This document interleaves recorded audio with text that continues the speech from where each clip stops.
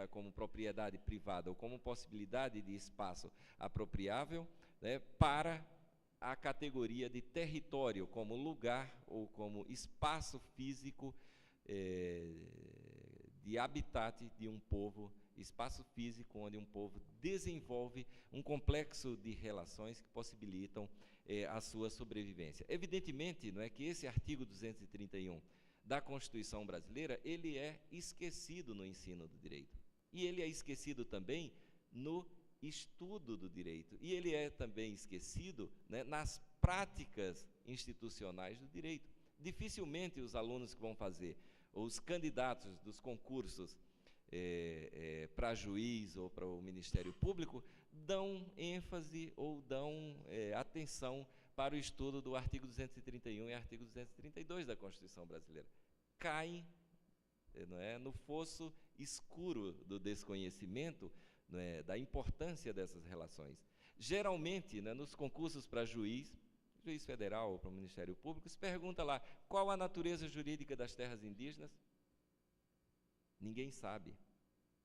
Ninguém sabe, certo? Quer dizer, e essa pergunta é uma pergunta extremamente dogmática, né, e positiva. Basta ir lá no artigo 20 da Constituição e ver que as terras indígenas são bens da União, né? Quer dizer, mas ninguém presta atenção a esse aspecto, né, dos direitos indígenas no Brasil, né? Quer dizer, porque sequer reconhece direitos indígenas no Brasil. Então, já para terminar, a Constituição de 1988, ela marcou, o período de reconhecimento dos direitos diferenciados dos povos indígenas brasileiros no que diz respeito tanto às suas culturas e à coletividade, a natureza coletiva, dessas culturas e desses modos de ser, fazer e viver dos povos indígenas, como marcou o momento da criação de uma nova subjetividade indígena coletiva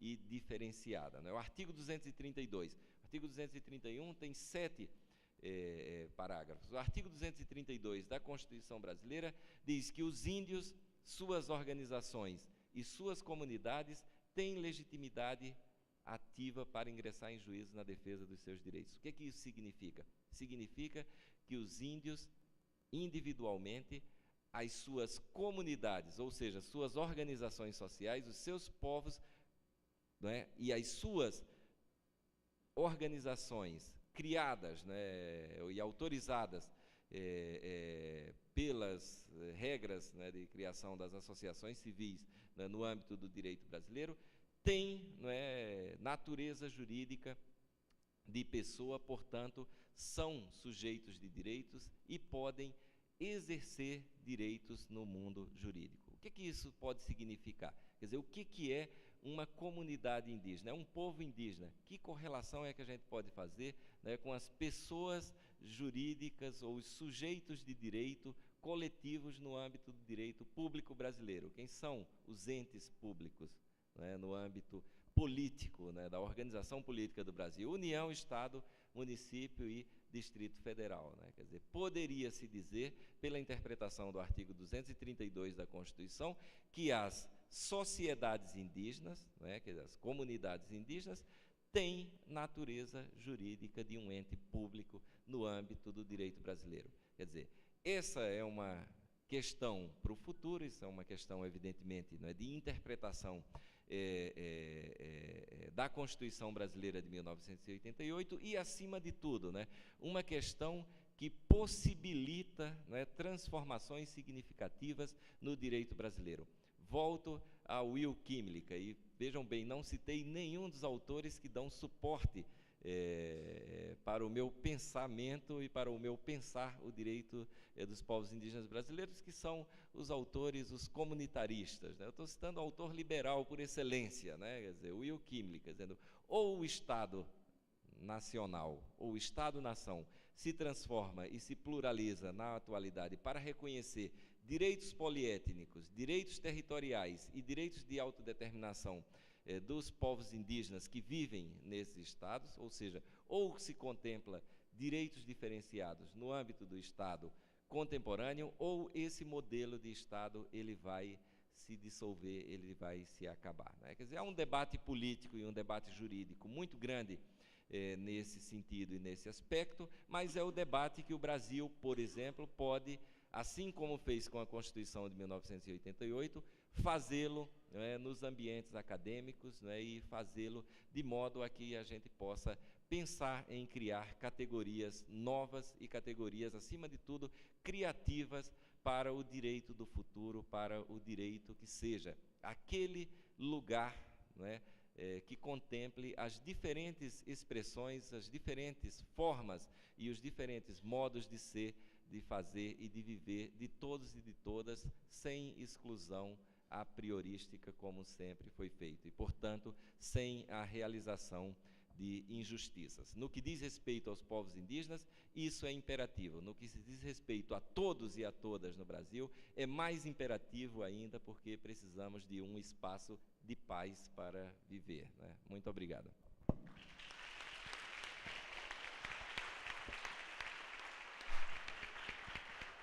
Agradecemos ao professor Fernando Dantas por suas palavras enriquecedoras e pela sua aula. E, dando prosseguimento às nossas palestras dessa manhã, passamos então ao professor Edson Pires da Fonseca, com o tema Os Mecanismos Constitucionais de Efetivação dos Direitos Sociais. O professor Edson é bacharel em Direito pela Universidade Estadual de Londrina, mestre em Direito pela Universidade Federal de Santa Catarina e membro da Associação Brasileira de Ensino do Direito e professor do curso de Direito das Faculdades Santo Agostinho. Bom dia a todos e a todas. Em primeiro lugar, quero cumprimentar a professora Kelly, que preside os trabalhos dessa manhã e, com certeza, pessoa indispensável para que esse congresso atingisse o grau de organização que atingiu. Parabéns, professora.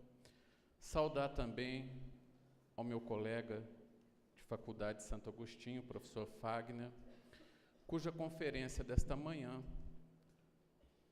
reforçou a todos o porquê que o professor Fagner goza de tamanho prestígio entre os seus colegas professores e também entre todos os acadêmicos desta instituição.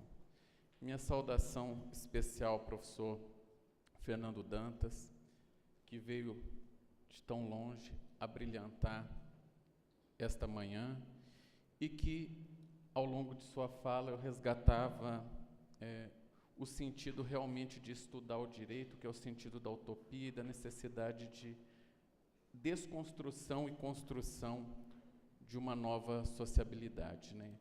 Ainda estamos pautados numa era de pasteurização, numa era de uniformização, numa era, então, de uma homogeneidade forçada. Resgatar a discussão da diferença, do pluralismo, diria, fundamental. E o senhor o fez com a maestria que lhe é peculiar, nos brindando com abordagens desde Bartolomé de las Casas, né? E quando, da sua fala, eu me recordava do Paraíso Destruído e de toda a força que as descrições do Frei Bartolomé de las Casas nos traz. Então, parabéns. Também não poderia deixar de saudar, nas pessoas do professor Richardson e da professora Vivian, todo o corpo docente das Faculdades de Santo Agostinho e também aos nossos dois ilustres convidados, professor Ricardo Rabinovich, da Argentina, professor Rubem Dalmau, da Universidade de Valência, que também resgatam uma coisa muito importante. Professor Dalmau, o senhor precisou cruzar o oceano para nos relembrar da importância e da necessidade de construirmos um constitucionalismo de matriz latino-americana. Precisou um europeu vir até aqui para nos lembrar da importância de construirmos uma teoria do direito que dê conta das realidades da América Latina.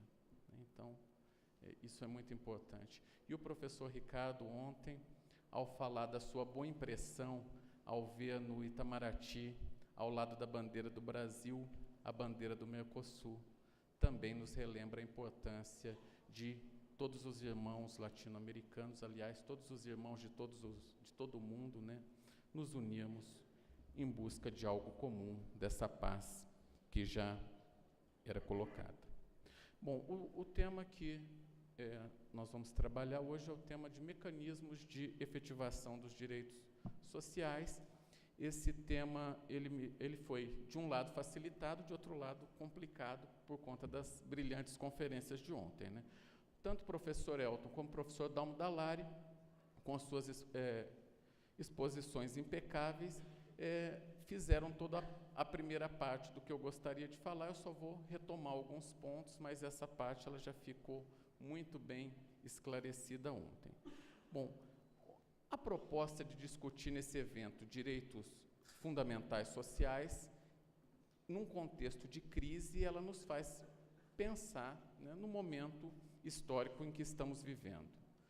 Um momento de crise econômica, um momento em que os países pobres estão sendo chamados a pagar a conta pela irresponsabilidade de políticas neoliberais que tomaram conta do mundo nas últimas 3 décadas. Nas últimas 3 décadas, falar contra o neoliberalismo, e o professor Rubem talvez tenha ouvido muito isso, era ser chamado de dinossauro, de alguém que estava fora do seu tempo, já que a história, como disse Fukuyama, já tinha chegado ao fim e nada mais de novo poderia ser dito. Então, nesse cenário de crise, todo esse discurso das últimas décadas de que o mercado cuidaria de tudo, ele cai por terra, né? Expoentes desse pensamento são obrigados a se retratar, mas transferem a conta efetiva para as populações pobres, né? Então, nesse cenário de crise econômica, o que a gente está vivendo é um capitalismo, né, como dizem alguns, um capitalismo com seguro social. Se há o lucro é meu e ai de alguém que fale em dividir esse lucro. Se há o prejuízo é repartido com toda a população. A população do mundo sendo chamada a pagar a conta dos desmandos feitos nos maiores bancos do mundo, nas maiores companhias, né? Então, enquanto as montadoras de automóvel produziram incessantemente, batendo recordes mais recordes de venda, isso não refletiu no preço dos automóveis e nem na melhoria das condições de seus trabalhadores. Mas bastou a redução pequena das vultuosas quantias que são repassadas aos seus sócios para que nós todos fôssemos chamados a arcar com uma parcela, não é nem de prejuízo, né, da diminuição dos lucros. Então, discutir efetivação dos direitos fundamentais sociais neste contexto, ele traz, então, um aspecto todo especial.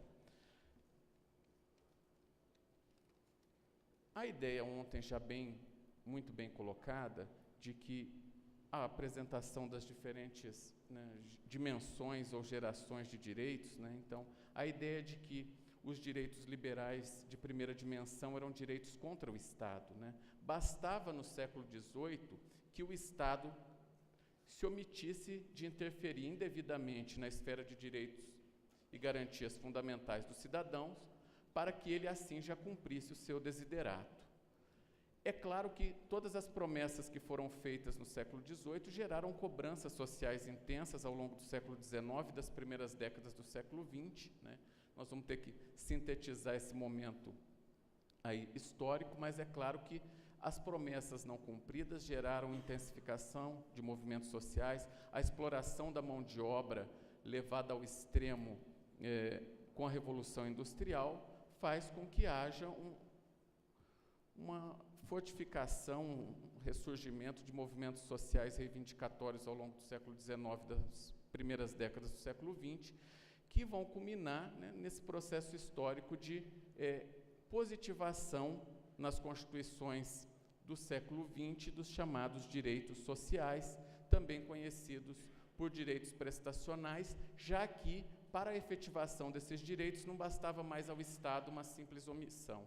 Exigia-se do Estado, nesse contexto de direitos prestacionais, uma prestação positiva, um fazer, né? Então, neste contexto, principalmente com as constituições do México de 1917 e e com a Constituição de Weimar de 11 de agosto de 19, há essa positivação dos chamados direitos fundamentais sociais. Agora, a escritura em um texto constitucional, ou como dizia La Salle, em uma folha de papel de direitos, não significa, dentre o momento em que se coloca em um texto constitucional direitos e aquele momento em que esses direitos passam a ser efetivados, aí a gente vai ter uma longa tensão e um longo estado de lutas.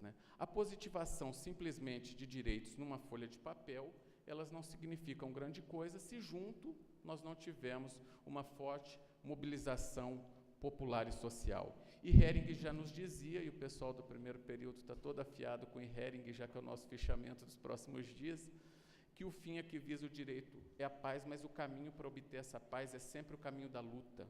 Então, não basta que sejam incluídos direitos em um texto para que esses direitos já estejam assegurados. É necessária uma mobilização popular constante para que esses direitos saiam da folha de papel e ganhem a concretude. La Salle mostra isso muito bem na essência da Constituição, quando dá um puxão de orelha nos seus correligionários, que perderam tempo escrevendo direitos numa folha de papel, quando, na verdade, tinham, naquele momento histórico, no entendimento de La Salle, naquele processo revolucionário de 1848, a possibilidade de uma mudança concreta na realidade. Então, La Salle muito bem disse isso. Não bastou incluir esses direitos numa folha de papel, já que esses próprios direitos, 2 anos depois, já estavam todos retirados. Então, quando o poder dominante se vê ameaçado, cede-se os anéis para se preservar os dedos, mas eu brincava esses dias numa das aulas que, logo depois, quando a população se desorganiza, com aqueles dedos intactos, tomam-se de volta os anéis, pulseira, brinco, relógio, mais alguma coisinha que encontrar pela frente. Então, a positivação de direitos, para que ela seja efetiva, ela deve vir junto com mobilização social. Mas antes da gente entrar especificamente nessa seara, a necessidade de pontuarmos, do ponto de vista da dogmática constitucional, como se deu esse processo. Então, nós temos, ao final do século XVIII, um constitucionalismo de base mais formalista, a ideia de que o texto condensava todas as conquistas, e depois uma crítica veemente a esse posicionamento, que é feita por La Salle na metade do século XIX, com a ideia de que o texto em si seria somente uma folha de papel. A realidade é que trazia toda a normatividade. Mas para o constitucionalismo, se o texto não tem nenhum significado, o próprio constitucionalismo ele perde um pouco de sentido. E aí, nas primeiras décadas do século XX, principalmente com os chamados constitucionalistas de Weimar, dos quais vale destacar Ismende, Heller, há pelo menos uma mitigação, uma tentativa já de conciliação entre texto e realidade. E esse processo ele vai se afirmar fundamentalmente a partir da segunda metade do século XX, quando as atrocidades da Segunda Guerra Mundial mostraram a todos que separar direito de alguma justiça era perigoso. E aí há todo um processo de reconstrução da dogmática jurídica, fundamentalmente a partir do pensamento da tópica, de Theodor Fiebig, e os que me interessam mais nesta exposição, fundamentalmente com aqueles autores que Paulo Bonavide chama de concretistas de inspiração tópica, dos quais destacaria Konrad Hesse, Peter Heberle e Friedrich Miller. Esses 3 autores, chamados concretistas porque suas teorias trabalhavam a ideia de que a discussão do direito ela depende de uma discussão a partir do caso concreto e da realidade que nos circunda. Eles tinham, no entendimento de Bonavides, dá para a gente até questionar alguma coisa com relação a isso, uma influência forte da tópica e uma influência forte também de Gadamer e da ideia de hermenêutica filosófica. Em Friedrich Miller, por exemplo, não sei se dá para dizer que tem alguma inspiração da tópica, mas o próprio Miller é um crítico muito forte da tópica, então eu não sei o que realmente sobrou da tópica no pensamento de Miller, mas isso seria tema para uma outra, mais longa conversa. Então, me abstenho de tratar da temática aqui. Então, do ponto de vista da dogmática jurídica, a construção, na segunda metade do século XX, essa mudança de modelo que o professor Fernando Dantas já se referiu, uma perspectiva pós-positivista, né, a ideia da moralidade sendo inserida no direito a partir dos princípios, e o reconhecimento de que os princípios são normas jurídicas e que, portanto, devem ser respeitados, né, rompendo com aquilo que nós conversávamos ontem de se chamar constituições de cartas políticas, como se fossem documentos despidos de toda a normatividade e juridicidade. O professor Fernando bem colocou, toda a discussão trazida por ele com relação aos direitos indígenas, são discussões jurídicas, normativas, são discussões a partir do referencial constitucional de 1988. Então, o pós-positivismo ele traz essa viragem, essa guinada no pensamento constitucional e de uma importância muito grande para a efetivação e discussão dos direitos fundamentais, tanto os de natureza individual quanto os de natureza social.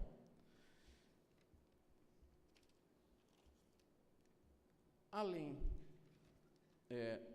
desses dois da teoria concretista, a gente tem também depois, já no final dos anos 70, início dos anos 80, já a reboque das constituições da Espanha pós-Franco e da Constituição Portuguesa pós-Revolução dos Cravos, a gente tem também, com bastante ênfase, a presença do constitucionalismo dirigente, né, da ideia de Constituição dirigente, trabalhada principalmente por Gomes Canotilho. É claro que só a temática da Constituição dirigente também poderia nos levar a outras conferências, já que o próprio Canotilho, numa edição mais recente da sua obra, escreve um texto de abertura intitulado Romper ou Rever com a Constituição Dirigente, que isso acabou gerando já muita polêmica, inclusive a publicação de um livro, né, organizado pelo professor Jacinto Coutinho, da Federal do Paraná, num diálogo de constitucionalistas brasileiros com o próprio Canotilho, em que, em síntese, ele diz que a ideia de ruptura com a Constituição dirigente, ela se adequa mais às necessidades europeias do que à necessidade brasileira, né? Seríamos aquilo que Lênio Streck, já citado também pelo professor Dantas, chama um país de modernidade tardia, né? Então, aqui ainda as promessas da modernidade são algo a se construir e uma teoria como a da Constituição dirigente pode ser uma ferramenta importante para nos auxiliar na construção dessa estrutura de fundamentação e positivação de direitos. Bom, além desse marco histórico, é importante a gente pontuar o seguinte: existiram constituições, como a própria Constituição de Weimar, de 11 de agosto de 19, que influenciou bastante a nossa Constituição pouco duradoura de 1934, né? Se a de 1891 teve uma influência estadunidense forte, a de 34 teve uma influência weimariana forte, como a de 37 teve a da Carta Polonesa, a chamada polaca, né? Então, houve na história constituições como a de Weimar que trouxeram direitos fundamentais em seu texto, mas em termos práticos esses direitos fundamentais eles não foram efetivados. De outro lado, a lei fundamental alemã, hoje a Constituição alemã, ela não traz direitos fundamentais de maneira tão expressa. Mas, de outro lado, os direitos fundamentais sociais. Mas, de outro lado, os direitos fundamentais sociais ganharam até uma concretude maior sob os auspícios da lei fundamental do que no momento pretérito weimariano, quando expressamente estavam no texto. Isso porque o Tribunal Constitucional alemão entendeu que os direitos sociais, embora não estivessem expressamente declarados na Constituição, eles são condições sine qua non, condições sem as quais não há possibilidade de fruição dos próprios direitos liberais, dos próprios direitos individuais. Então, embora algumas constituições trouxessem em seus textos a previsão mais rica de tutela dos direitos fundamentais sociais, o que efetivamente vai atuar no sentido da positivação e concretização desse direito é a chamada vivência constitucional, aquilo que o professor Conrad Hesse chama de vontade de Constituição. Sem vontade de Constituição, a inefetividade ela será plena. Não basta que tenhamos um texto todo bonito, um texto assegurador de uma série de direitos, se na nossa prática cotidiana, se nas nossas aulas, se nas nossas faculdades de direito, nós negamos toda essa construção do texto. O professor Dallaire falava ontem, né, que somente a partir do ano passado é que os franceses passaram a chamar os constitucionalistas de juristas, né, antes considerado uma categoria menor. Ainda não são raros os professores que ministram aulas lendo a Constituição à luz do Código Civil, então fazendo uma filtragem civilista da Constituição, né? Me parece que o Supremo Tribunal Federal Brasileiro, somente nos últimos anos, começa a trabalhar uma hermenêutica, com todas as limitações que a gente conhece, mas começa a trabalhar uma hermenêutica adequada ao texto constitucional de 1988. Na primeira década e meia, me parece que a interpretação da Constituição foi sempre feita à luz de mecanismos interpretativos que não eram adequados para lidar com uma Constituição principiológica como a Constituição brasileira de 1988.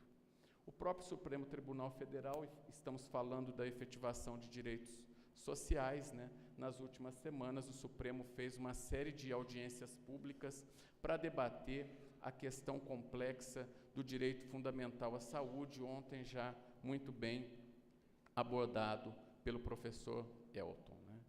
Há um dilema que eu considero um falso dilema entre, num caso grave, entre tratar alguém, um doente terminal, ou tratar a coletividade, quem eu devo tratar? E eu fico aqui com uma frase do professor Andréas Krell, da Universidade Federal de Alagoas, que diz: tratar a todos. Não há necessidade de se fazer essa opção. Tratar a todos e retirar o dinheiro das publicidades exageradas, que só servem para promover um político ou outro, né? Retirar o dinheiro dessa expropriação quase de dinheiro público que vai para pagamento de serviço da dívida, o que faz com que os bancos no Brasil, a cada ano, batam recordes e mais recordes de faturamento. Então, entre tratar um indivíduo e tratar a coletividade, trata quem? Trata todos, vamos priorizar a saúde. O Estado de São Paulo demonstrou nessa audiência pública, eles criaram um grupo de inteligência porque há muita fraude hoje no Brasil em torno das decisões concedendo tratamentos caros. Então, um grupo criado pelo governo do Estado de São Paulo, de inteligência, conseguiu prender uma série de pessoas que na região de Marília, no interior de São Paulo, conseguiam induzir o judiciário a conceder decisões para tratamentos de uma doença que fez com que o Brasil tivesse, aparentemente, fosse o lugar do mundo que mais tivesse incidência dessa doença. Investigando, descobriram que era uma quadrilha que usurpava recursos dos cofres públicos. Daí, a gente querer deslegitimar toda a atuação do judiciário na concretização do direito fundamental à saúde deve ter uma distância enorme. É claro, se há corrupção no sistema, ela deve